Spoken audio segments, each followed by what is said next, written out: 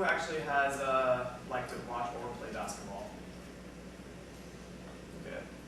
Yeah, basketball is one of the #1 growing sports in the United States and the rest of the world. And today I want to demonstrate how to become a better basketball player. So first of all, being a better basketball player, you have to know that you have to get better at it by continuing to practice. And everyone's bad at what they do in the beginning, so you just have to get over that and just keep on going. But first is accessories. First of all, you need to be able to actually go acquire these things like, better basketball shoes. First, basketball shoes, it's actually a good thing to actually acquire because you need to be able to correct your feet. It's actually made to actually continuous running on the court. So it's wear and tear on the shoes. So it's actually good to acquire. And also, you have to look the part. Everyone knows that 20%, it increases your performance by 20% getting high ankle socks, and 80% looks. But other than that, also to obtain a basketball is another good thing because you need to be able to actually play the game without, or to have basketball. So next, you need to know is staying and also stretching. Like before any type of sport, any type of running, you need to be able to take care of your body by actively stretching the muscles and also staying hydrated because all athletes need to be able to hydrate to work the body. Next of all, you need to be able to actually perform. And next, practicing is the #1 key. And to actually shoot a basketball, you have to be able to get the form down. Form is everything. So when you shoot a basketball, shooting is one of the most important things in basketball. And to get it down, you have to perform. So starting off, you have to have your elbows slightly bent. And also, when it comes to form, your legs are the most important thing too. It's because you have to use your knees and your legs to further help launch the ball. It's a coordination between legs, arms, and just the flick of the wrist. So, before you actually shoot the basketball, your legs are slightly bent, knees. Feel a good comfortable position with your shoulder and feet length apart. Have a little slight bend in your arm, and just also practicing with the main shooting arm, your most dominant hand. To actually, it's all the flick of the wrist, just all coordination. You launch your feet, or launch your legs, and just flick. It's just like pretending to grab like something off the top of a refrigerator. You just grab. And also, your left hand, or your non-dominant hand, it's not, the misconception is people think that you actually use the hand to shoot with your dominant hand, but that's obviously wrong. Because it's actually just meant to guide the ball. All the power comes in from your legs and to your arms. And it's just all flow of motion. So this hand is just to help bring it up and just straighten the ball out and to shoot. But shooting isn't everything in this game. Like, you can be the best shooter in the world, but you need to learn how to dribble the ball. Dribbling is a complex thing. You need to be able to practice it. So a couple of good ways to practice is just maintaining the ball, dribbling, and also a couple other demonstrative practice techniques is to actually just dribble back and forth normally, both hands, even your less dominant hand. And other couple tricks is dribbling behind you too. It's just like that. And also another way to also further help you practicing is not to look down at the ball, because when you're playing an actual game, you have to be able to look at your opponent and to look at their hoop and not your feet. Because if you're actually continuously looking down at the ball while you're worrying about dribbling, it just will not help you out because you can't see what other people are doing, like defensively. Another thing people need to know how to become a better basketball player is to actually not also practice by yourself. That's the #1 thing, but people don't realize that when you practice by yourself, you can become good, but the sense of the game is totally different when you're playing with other people. So when you're playing with other people, it's a way where you can actually hone and develop your skills, and also to maintain that competitiveness. So other than the fact that you need to hydrate, have your equipment ready, having the basketball, having to dribble, and to shoot, that concludes the story and my demonstration on how to become a better basketball player.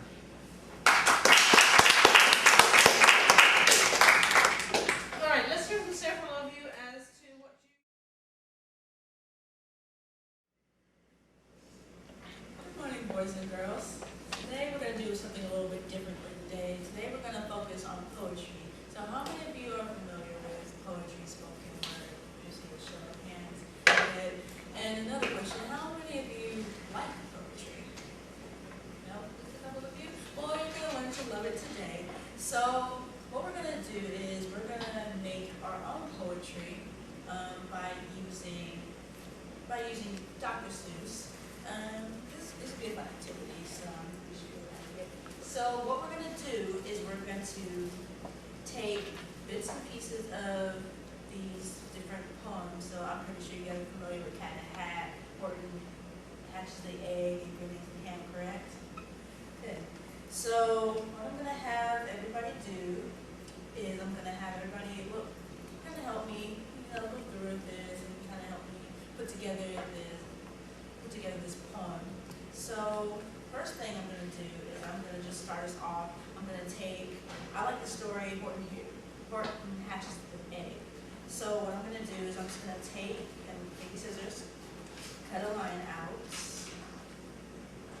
just to get us started, just to get the ball rolling here. And this will be our first line. So looking at these different poems, can everybody see that? Everybody good? I see the hand shaking, so I'm going to move it a little bit. How about now? And there's a focus button there to zoom in button. I'm terrible with technology, so bear with me. So that was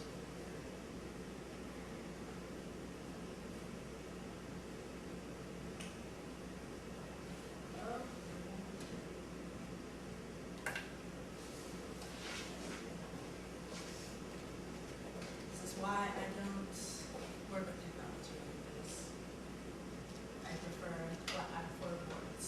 So give me just a second.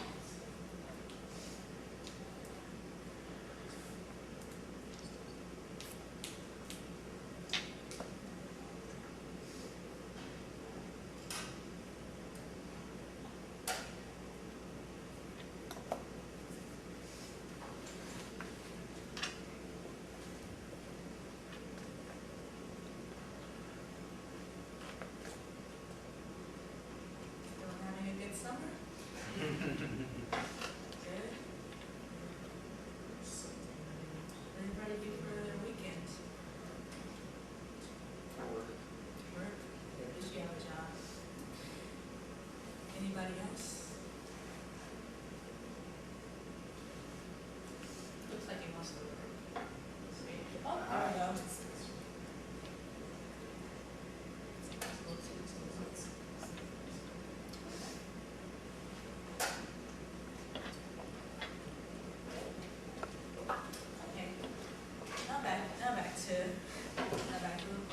So we're going to start with this line, my goodness, my gracious. So just looking at these different poems, can anybody see a line they would like to add to this first line?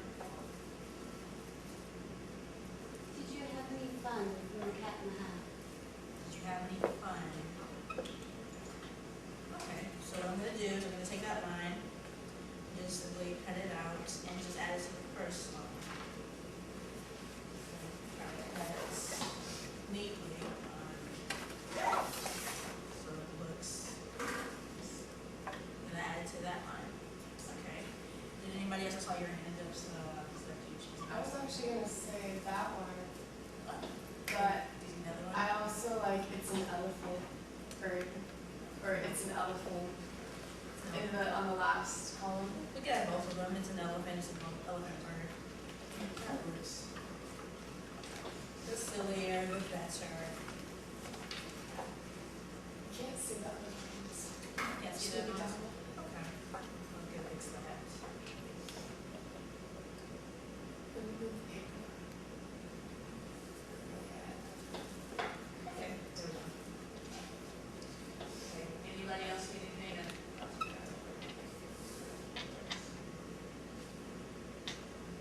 The things, no. If your mother asks you, If your mother actually, oh, there we go. Okay. Check this out. This is gonna be a good poem, I can really hard to tell. So, we'll add a few more, anything else, you see? Satin, satin. Satin set. There we go.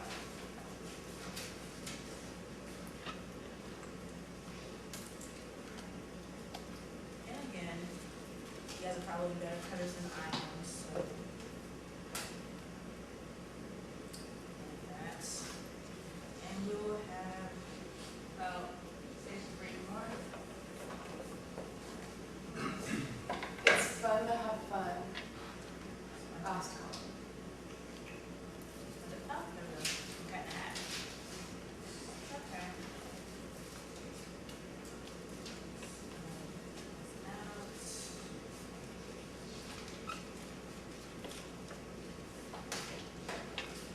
Okay, about 2 more. 100%.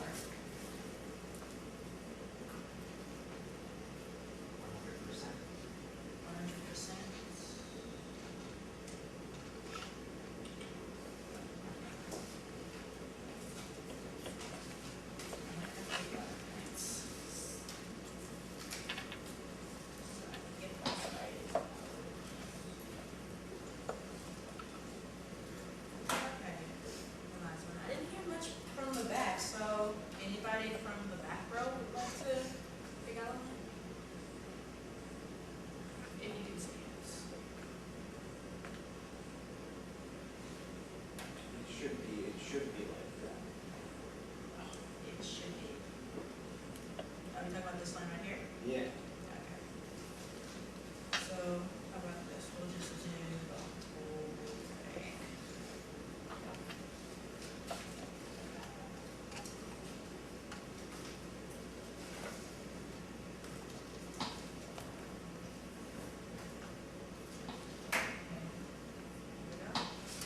And we have a little structured poem here. Does anybody care to read it? If you can see it. My goodness, my gracious, did you have any fun? It's an elephant word. If your mother asked you, satin, satin, it's fun to have fun, 100%. It should be like that. There we go, and that's our poem. So what I'm gonna have everybody do is I have some scissors here and I have different same poems, and what you guys are gonna do is you're gonna work individually and come up with your own poems. Are there any questions? Okay, let's get started. Let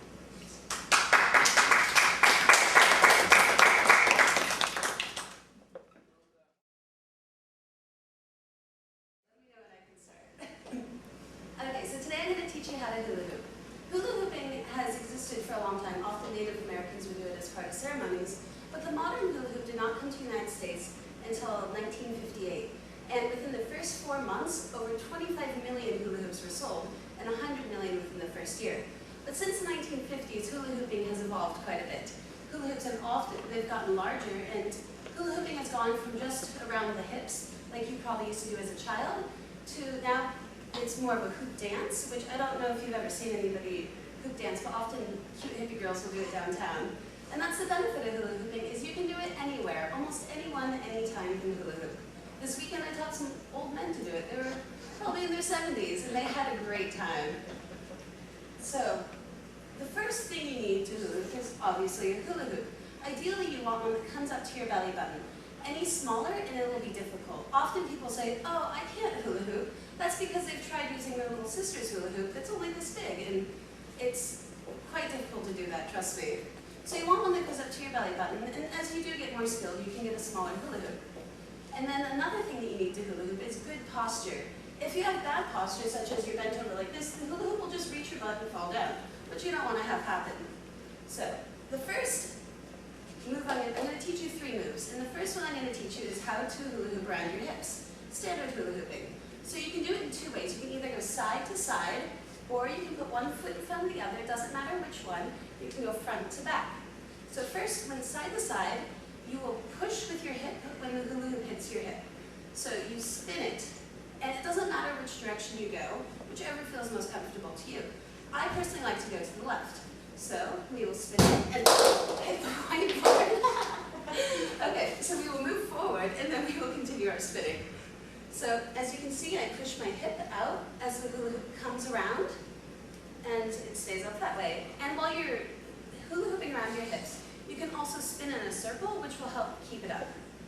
And it makes it more fun. You can dance while doing it. So the next way you can do it around your hips is by putting one foot forward, and you will kind of rock, almost like one of those old-fashioned sewing machines with a pedal. Perhaps your grandma has one. So we will try this, and when it hits your lower back, you kind of like push it out. So, from the side.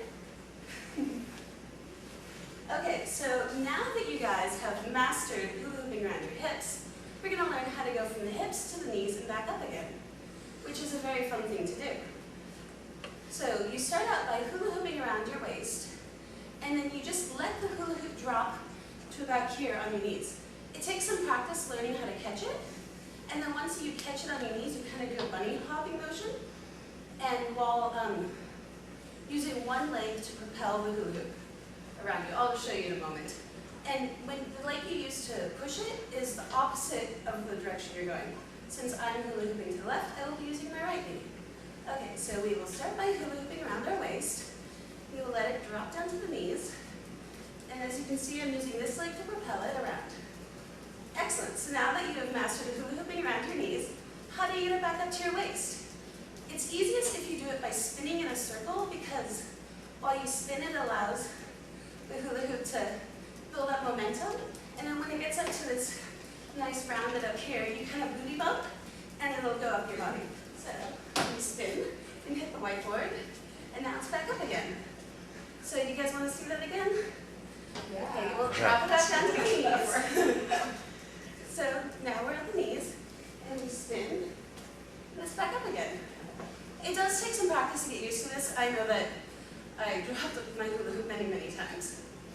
Okay, so now that you have mastered hula hooping around the waist and the knees, I'm going to teach you how to get the hula hoop up into lasso position. This is lasso position, as you might have guessed, like a cowboy. And from this position, you can go into a lot of other moves. Like you can go around your body, switch hands, you can kind of chug through it. You can do all sorts of fun things. So you will start off by hula hooping around the waist, and you will put your hand with your palm facing out on your lower back. And you will practice having the hula hoop run over your lower back across your hand to get used to grabbing it, like this. So once you're used to that, you will be grabbing the hula hoop. I'll demonstrate first so it makes more sense. So you grab it and spin up like that. The motion is kind of, you grab from here and then you reach your hand up to about here and then straighten it. So I will show you guys again. Put the hand at your lower back, and you back up again. This one also takes a lot of practice. I personally took my glasses off while doing it because I was hitting myself in the face a lot. That's with everything, it's easier with time. So, any questions? You guys ready to go?